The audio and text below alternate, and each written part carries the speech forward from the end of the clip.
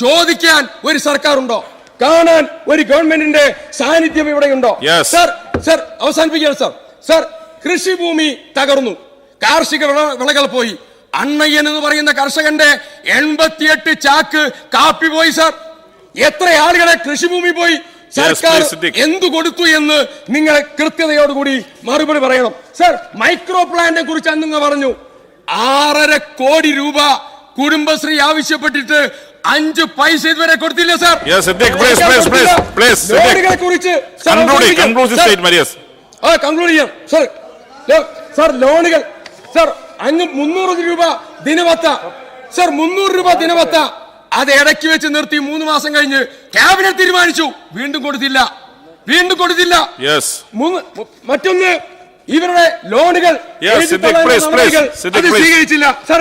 ഞാൻ അവസാനിപ്പിക്കാം സർ. നിങ്ങളൊന്ന് ആലോചിച്ച് നോക്കണം. 8 മാസം കഴിയുമ്പോ ജീവനോപാധി തിരിച്ചു നൽകില്ല, ഭക്ഷണത്തിന്റെ കൂപ്പൺ കൊടുത്തില്ല, 300 രൂപ ദിനവത്ത നിർത്തി.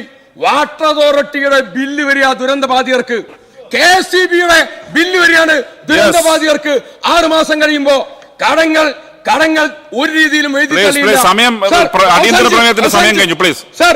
ഇത്രയും ഗുരുതരമായ സാഹചര്യം 8 മാസക്കാലമായി ഒരു വീടിന്റെ തറക്കല്ല് പോലും ഇടാതെ ഒരു സർക്കാർ മുന്നോട്ട് പോകുമ്പോൾ ഈ വിഷയം സഭ നിർത്തിവെച്ച് ചർച്ച ചെയ്യണമെന്ന് വിനീതമായി അഭ്യർത്ഥിക്കുന്നു സർ. ബഹുമാനപ്പെട്ട അംഗം ഇത് അവതരിപ്പിച്ചതെന്ന് അദ്ദേഹം തന്നെ സൂചിപ്പിച്ചു സാർ. അതിനേക്കാൾ ദുഃഖത്തോടെയാണ് ഒരു സഹപ്രവർത്തകനായി അവിടെ നിന്ന ഒരാൾ ഇങ്ങനെ പറയുന്നത് കേൾക്കേണ്ടി വരുന്നത് ഈ ഗവൺമെന്റിന് എന്ന യാഥാർത്ഥ്യം അങ്ങ് മനസ്സിലാക്കേണ്ടതുണ്ട്. യഥാർത്ഥത്തിൽ അങ്ങ് ഒരു വരി പറഞ്ഞുപോയി, അത് നന്നായി. കേന്ദ്ര ഗവൺമെന്റിന്റെ നിഷേധാത്മക സമീപനത്തെക്കുറിച്ച് എന്തായിരുന്നു അങ്ങയുടെ സമരത്തിൽ ഉന്നയിച്ച പ്രശ്നം, ഇവിടെ പറഞ്ഞ പ്രശ്നം? വളരെ നന്നായി പ്രതിപക്ഷ നേതാവ് കാര്യം പറഞ്ഞു. നേരത്തെ ഞങ്ങൾ എല്ലാവരും കൂടി ചർച്ച ചെയ്തു. പക്ഷെ എന്തിനാണ് അനാവശ്യമായി ഒരു ഗവൺമെന്റിനെതിരായി ഇങ്ങനെ പ്രയാസങ്ങളും പ്രശ്നങ്ങളും ഉണ്ടാക്കാൻ വേണ്ടി ശ്രമിക്കുന്നത് സാർ? അവിടെ വന്ന ചില ആളുകളെ നമുക്കറിയാമല്ലോ, നമ്മൾ ഒരുമിച്ച് കണ്ടതല്ലേ. ലഫ്റ്റനന്റ് കേണൽ ഋഷി, ജനറൽ മാത്യൂസിന്റെ നേതൃത്വത്തിലുള്ള 500 വളണ്ടിയർമാർ, ആർമിക്കാർ, 18 സേനകൾ, കടാവർ ഡോഗ്സ് ഉൾപ്പെടെയുള്ള സംവിധാനങ്ങൾ സാർ. ആ മന്ത്രിസഭ ഉപസമിതിയിൽ അംഗങ്ങളായിട്ടുള്ള ശ്രീ കേളു മിനിസ്റ്റർ ഇവിടെയുണ്ട്, ബഹുമാനപ്പെട്ട മുഹമ്മദ് റിയാസ് മിനിസ്റ്റർ ഉണ്ട്, ശ്രീ AK ശശീന്ദ്രൻ മിനിസ്റ്റർ ഇവിടെയുണ്ട് സാർ.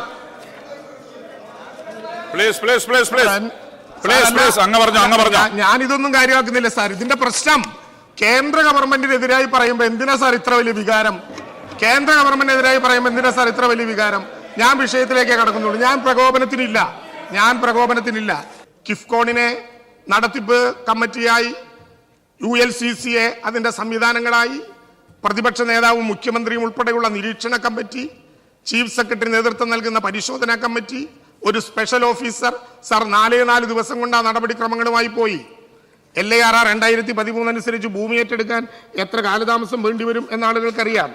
എന്നാൽ കോടതി വിധിയുടെ അടിസ്ഥാനത്തിൽ ബോണ്ടിൽ പണം കൊടുക്കണമെന്ന് പറഞ്ഞിട്ട് പോലും അടിയന്തരമായി അവിടെയുള്ള മനുഷ്യർക്ക് പുനരധിവാസം നമ്മുടെ എല്ലാവരുടെയും കൂടി ഒരു പ്രശ്നമാണെന്നുള്ള ഒറ്റ കാരണം കൊണ്ട് ബോണ്ടിൽ നടപടി സ്വീകരിച്ചുകൊണ്ട് അതുമായി ബന്ധപ്പെട്ട് മുന്നോട്ട് പോവുകയാണ് സാർ. അവിടെ ടോപ്പോഗ്രാഫിക്കൽ സർവേയും ജിയോളജിക്കൽ സർവേയും ഹൈഡ്രോളജിക്കൽ സർവേയും സോയിൽ ടെസ്റ്റിങ്ങും ഉൾപ്പെടെ കഴിഞ്ഞ് ഭൂമി ബോണ്ട് അനുസരിച്ച് 10 ദിവസത്തിനകം ഏറ്റെടുക്കാൻ കഴിയുന്ന വിധത്തിലേക്ക് ആ നടപടി പോയി എന്ന് മാത്രമല്ല സാർ, ഞാൻ ഈ സഭയെ അറിയിക്കട്ടെ, നമുക്കെല്ലാവർക്കും ചേർന്ന്, ബഹുമാനപ്പെട്ട മുഖ്യമന്ത്രിയും പ്രതിപക്ഷ നേതാവും നമ്മളെല്ലാവരും ചേർന്ന് ഈ വരുന്ന മാർച്ച് മാസം 27-ാം തീയതി അവിടെ നിർമ്മിക്കുന്ന ടൗൺഷിപ്പിന്റെ തറക്കല്ലിട്ട നിർമ്മാണ പ്രവർത്തനത്തിലേക്ക് കേരളം പോകാൻ പോവുകയാണ്. നമ്മളെല്ലാവരും ഒരുമിച്ചായിരിക്കും ആ കാര്യങ്ങളിൽ ഉണ്ടാവുക എന്ന കാര്യം കൂടി ഞാൻ ഈ സഭയെ അറിയിക്കുകയാണ്.